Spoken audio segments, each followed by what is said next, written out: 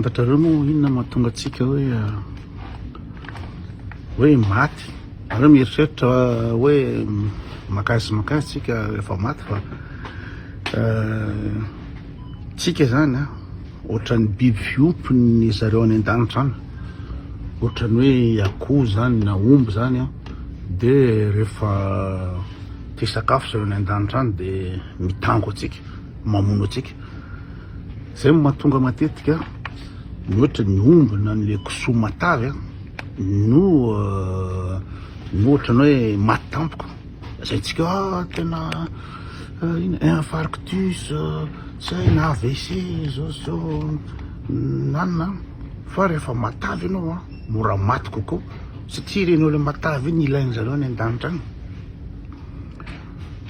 Indrindra misy le accidenté reny zany zareo zany mandeha mitady zavatra hoanina zareo any an-danitra any, de tena tonga de enao mandalo de sampolony. Toetr'izany koa ohatrany hoe maninona zany ny artiste mahay ihany lasany. Misy matetika tsy mahay zao le zalahy le poera be zao, iny tsy alain'ny zalahy mihitsy satria zalahy koa mba manana goût.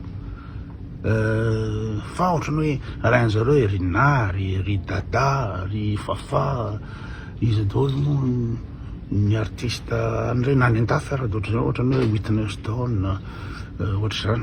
Fa le maro artiste tsy mahay ninino reny a, tsy alain'ny zalahy any.